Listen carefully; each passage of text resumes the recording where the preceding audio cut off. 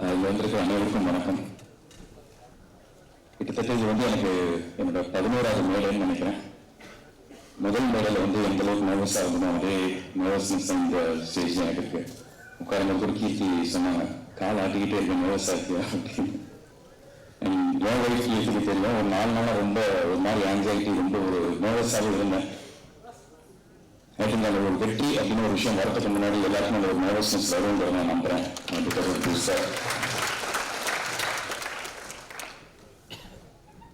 Cricket இந்தியாவில் வந்து most widely plate ஸ்போர்ட்னு சொல்லலாம். பல கோடி பேர் இந்தியாவில் வந்து பெரிய கனவோட கிரிக்கெட் ஆடிட்டு இருக்காங்க. அதுவும் தமிழ்நாட்டில் பார்த்தா பல லட்சம் பேர் ஆடிட்டு இருக்காங்க. என்னன்னா ஒரு வாய்ப்பு ஒன்று கிடைச்சா நம்ம வந்து ஒரு ரவிச்சந்திரன் அஸ்வின் ஆயிட முடியுமா, நம்ம ஒரு நட்ராஜ் ஆயிட முடியுமான்னு அந்த ஒரு வாய்ப்பு தான் வந்து பல லட்சம் பேர் அங்கே வெளியே வந்து பல லட்சம் அஸ்வின் பல லட்சம் நட்ராஜ் வந்து வெளியில் விளையாடிட்டு இருக்காங்க. அதே மாதிரி தான் இன்னைக்கு சினிமாவில் வந்து இன்னைக்கு காம்படிஷன் அவ்வளோ இருக்கு.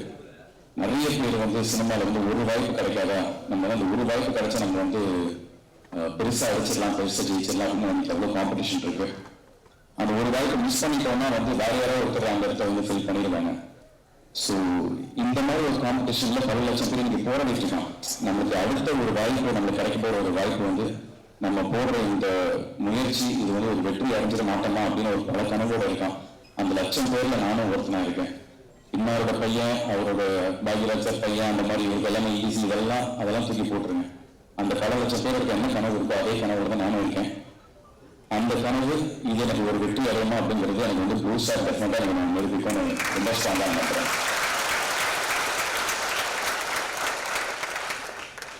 முதல்ல இந்த படத்தோட தயாரிப்பாளர்கள் மூர்த்தி சாரும் சந்தேகம் அவங்களுக்கு என்னோட நன்றி. பிகாஸ் நிறைய ஸ்ட்ரகிள்ஸ், நிறைய ஹேர்டல்ஸ் இந்த படம் ஃபேஸ் பண்ணிச்சு. லொகேஷன் வைஸாலும் சரி, கிளைமேட் இதெல்லாம். பொதுவாக வந்து ஒரு ரஞ்சித் மாதிரி வந்து ஒரு எக்ஸ்பீரியன்ஸான ஒரு ப்ரொடியூசர், அவங்க வந்து இதை ரொம்ப ஈஸியாக அதை ஹேண்டில் பண்ணுவாங்க. பட் புது ப்ரொடியூசர்ஸ்லாம் வந்து பயந்துருவாங்க. பட் எந்த விதமான ஒரு பயமும் இல்லாமல், எந்த விதமான ஒரு தயக்கமும் இல்லாமல் டைரக்டருக்கும் சரி, மற்ற டெக்னீஷியன்ஸ் அண்ட் ஆக்டர்ஸ் எல்லாருக்குமே வந்து நீங்கள் நினைச்ச சினிமா எடுங்க அப்படின்னு வந்து அவ்வளோ ஃப்ரீடம் அவ்வளோ ஸ்பேஸ் கொடுத்த தயாரிப்பாளர்களுக்கு நன்றி. அதுக்கப்புறம் எல்லாரும் சொன்ன மாதிரி வந்து இது வந்து ஜெயிலரோட லைஃபோட கதை தான். இன்ஃபேக்ட் வந்து அசோக் பிளே பண்ணுறது வந்து ஜெயிலரோட அண்ணன், அவர் பேர் ரஞ்சித், அதுதான் வந்து அசோக் பிளே பண்றாரு. ஜெயிலரோட ரோல் வந்து பிருத்வி பிளே பண்றாரு சாம். இவங்க 2 பேருக்கு ஆப்போசிட்டா ஒருத்தர் இருந்தார் ராஜேஷ் அப்படின்னு. அந்த கதாபாத்திரம் தான் வந்து எனக்கு கொடுத்துருக்காரு. எனக்கு என்ன வந்து 1998 நடக்கிற ஒரு கதை, அரக்கோணம் டாக்டர் சாந்தனம் அப்படிங்கிற ஒரு நடிகரை வந்து அந்த 1998 அந்த ராஜேஷ் கதாபாத்திரத்துக்குள்ள அழகாக உட்கார வைக்க முடியும். ஃபர்ஸ்ட் அந்த நண்பனை ஜெயிலாக்கு வந்து ரொம்ப ரொம்ப நன்றி. இப்போ ஒரு நடிகருக்கு வந்து அதுதான் ரொம்ப ரொம்ப முக்கியம். ஒரு ரைட்டர், ஒரு டைரக்டர் அவங்க ஃபர்ஸ்ட் ஒரு நடிகர் நம்பணும்.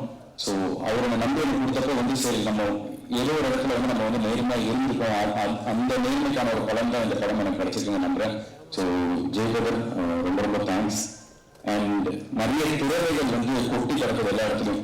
பட் அது எப்படி மூவன் காமராஜ் இண்டஸ்ட்ரியில் இருக்கு, அது எல்லாமே எனக்கு வந்து ஃபர்ஸ்ட் வெளியில் தெரியணும்னா அதுக்கான ஒரு பிளாட்ஃபார்ம் நமக்கு வேணும்.